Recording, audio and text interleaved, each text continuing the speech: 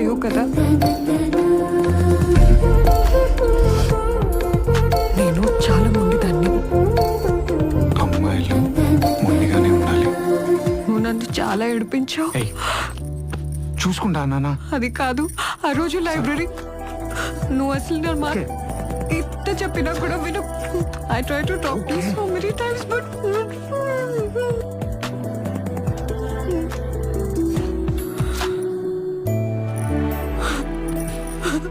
Mental కొడుకు.